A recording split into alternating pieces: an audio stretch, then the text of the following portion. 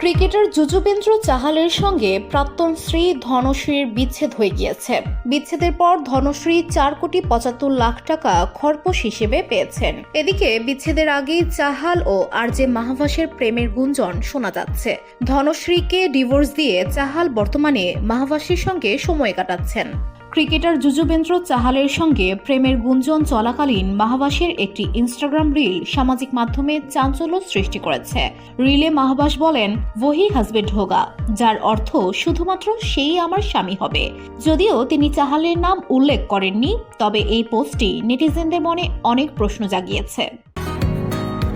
বসুন্ধরা, উত্তরা, বনশ্রী, কুড়িল ও বাড্ডা সহ রাজধানীর বিভিন্ন স্থানে অভিজাত ও অত্যাধুনিক মানের ফ্ল্যাট কেনার এক নির্ভরযোগ্য প্রতিষ্ঠান প্লেজেন্ট প্রপার্টিজ লিমিটেড। তাই আপনার স্বপ্নের আবাসনের জন্য আজই যোগাযোগ করুন। Pleasant properties limited, where destiny matches eventually। মাহবাস বুধবার ইনস্টাগ্রামে একটি রিল পোস্ট করেছেন। সেখানে তিনি হিন্দিতে বলেন, আমার জীবনে যে ছেলেই আসুক না কেন, সে আমার জীবনের একমাত্র ছেলে হবে। সে আমার বন্ধু, বয়ফ্রেন্ড, স্বামী। আমার জীবন তাকে ঘিরেই আবর্তিত হবে।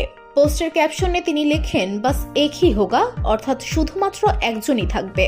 ভিডিওটিতে চাহাল লাইক করায় অনেকের মনে হচ্ছে মাহবাসের এই পোস্টে তার অনুমোদন আছে।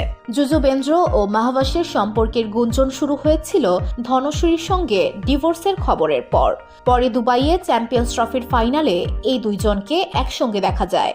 যুজবেন্দ্র এবং ধনশ্রী 2020 সালের ডিসেম্বরে বিয়ে করেন, তবে তাদের বিয়ে বেশি দিন টেকেনি। জানা যায় তারা 2022 সাল থেকে আলাদাভাবে থাকছিলেন এবং 2025 সালের 20 মার্চ মুম্বাইয়ের ব্রান্দা পারিবারিক আদালতে তাদের আনুষ্ঠানিকভাবে বিবাহ বিচ্ছেদ হয়। VOD Bangla news desk.